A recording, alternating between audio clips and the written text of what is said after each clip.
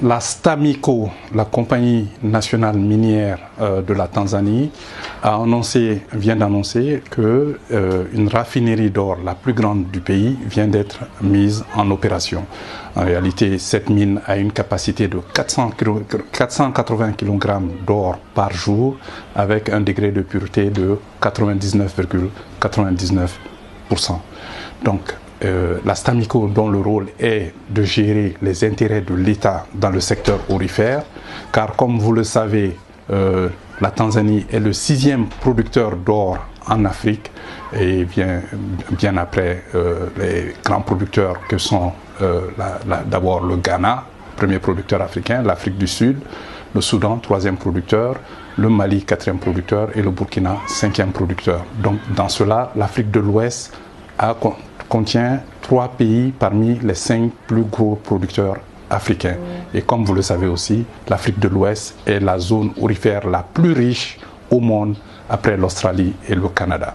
Donc je pense que cet exemple est vraiment fortuit et devrait inciter les pays, surtout de l'Afrique de l'Ouest, qui sont grands producteurs, à déjà faire en sorte que la transformation de leur économie, dans le cadre de la transformation de leur économie, qu'on puisse raffiner, mettre de la valeur ajoutée sur leurs produits.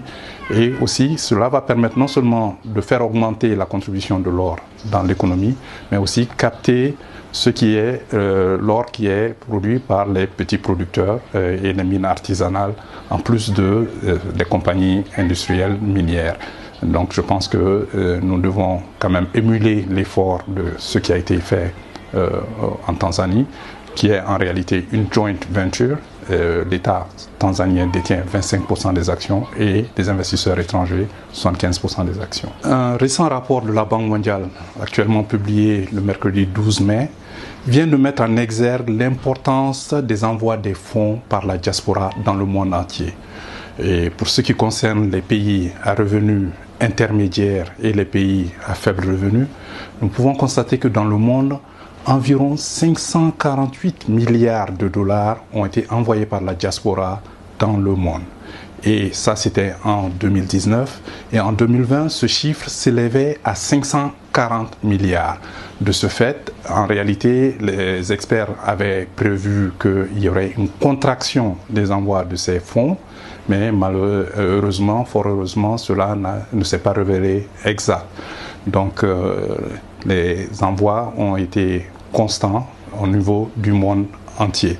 Mais pour ce qui nous concerne, nous, en Afrique, nous pouvons constater que les envois de fonds en 2019 s'élevaient à 85 milliards de dollars et en 2020, ils ont un peu chuté, soit à 67 milliards de dollars, une chute d'environ 18 milliards de dollars. Mais en Afrique, au sud du Sahara, ce chiffre était de 48 milliards de dollars en 2019 et de 42 milliards en 2020. En réalité, cela prouve que la pandémie a eu un effet assez important sur l'Afrique au sud du Sahara par rapport au reste du monde. D'abord, si nous prenons le cas de l'Égypte, qui fait partie des 5 plus importants récipiendaires de fonds de la diaspora au monde. Donc en revenant au niveau de l'Afrique au sud du Sahara, nous constatons que la Banque mondiale avait déjà prévu une baisse de 9%, mais la baisse s'est révélée un peu plus importante que cela et s'est chiffrée à 12,5% de baisse par rapport à l'année 2019. Donc c'est passé de 44 milliards de dollars de 48 milliards de dollars à 42 milliards de dollars au lieu de 44 milliards prévus. Donc tout cela veut dire qu'en réalité, ces fonds de la diaspora sont une manne importante.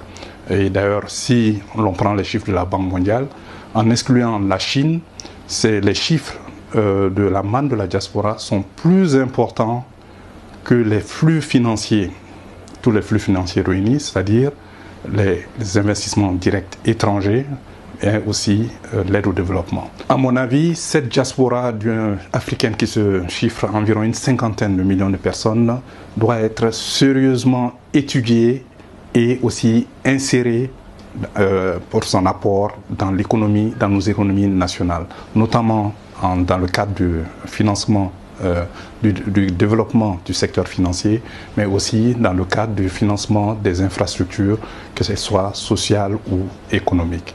Je vous remercie.